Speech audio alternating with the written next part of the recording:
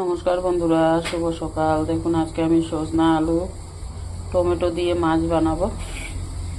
কেটে নিয়েছি আর এখানে মশলা করে নিয়েছি কাঁচা লঙ্কা, জিরে, শস্য, রসুন। কালকের মাছ ছিল, ওইটা দিয়ে বানাবো। এখানে কড়াই বসিয়ে দিয়েছি, কড়াইটা গরম হোক। দেখুন বন্ধুরা, তেলটা গরম হয়ে গেছে। একটা শুকনো লঙ্কা দিয়ে দেবো, অল্প পাঁচফোড়ন দেবো, সাথে এই পেঁয়াজটা দিয়ে দেবো।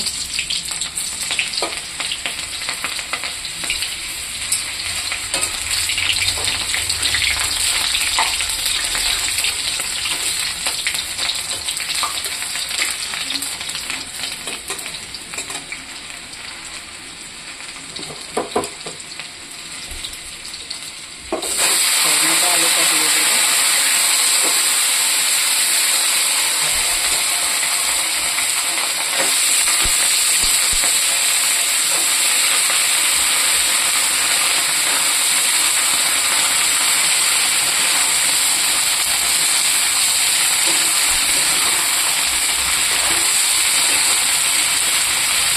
অল্প ভাজা হোক,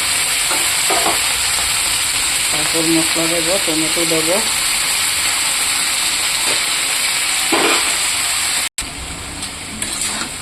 দেখুন বন্ধুরা, একটু কষিয়ে নিয়েছি। আমি এই যে মশলাটা করে রেখেছিলাম, এটা অল্প দিয়ে দেব।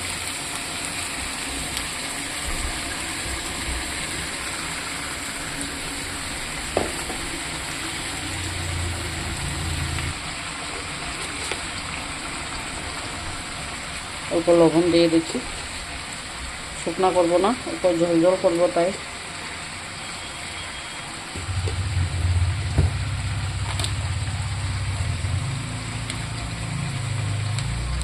অল্প লঙ্কার গুঁড়া দিয়েছি। এখন এটা ঢাকনা দিয়ে রেখে দেবো, সাথে 2টা টমেটো দিয়ে দেবো। দেখুন বন্ধুরা, সাথে এই টমেটোটা দিয়ে দিয়েছি আস্তা। এখন ঢেকে দেবো। দেখুন বন্ধুরা, হলুদটা কম হয়ে গেছে, তাই অল্প দিয়ে দিচ্ছি।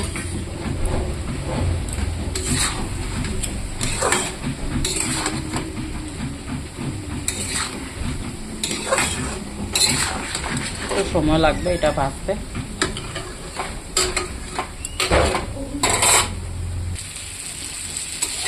দেখুন বন্ধুরা, এটা ভাজা হয়ে গেছে মশলার সাথে।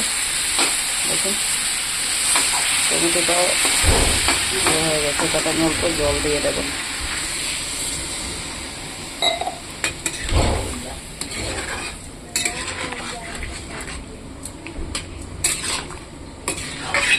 করে দেবো অল্প জল। এটা এখন অল্প মশলার সাথে জলটা একটু শুকিয়ে যাবে, গন্ধটা অল্প যাবে। দেখুন বন্ধুরা, আলু, সজনা, টমেটো সব সিদ্ধ হয়ে গেছে। আমি এই যে ভাজা রাখা মাছটা দিয়ে দেবো।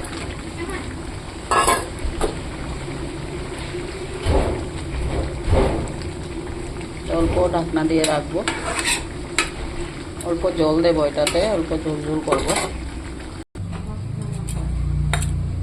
দেখুন বন্ধুরা, এখানে ধনিয়া পাতা দিয়ে দিয়েছি। ভালো লাগলে লাইক, কমেন্ট, শেয়ার করে দেবেন। বেশি বেশি দেখবেন, সাবস্ক্রাইব করবেন, লাইক শেয়ার করবেন।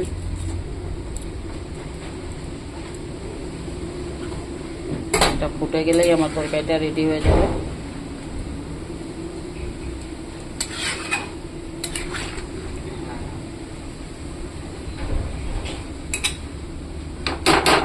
এরকমই আমি ঝোল ঝোল রাখবো। ভালো লাগলে লাইক, কমেন্ট, শেয়ার করে দেবেন বন্ধুরা। দেখুন বন্ধুরা, ভালো লাগলে লাইক, কমেন্ট, শেয়ার করে দেবেন।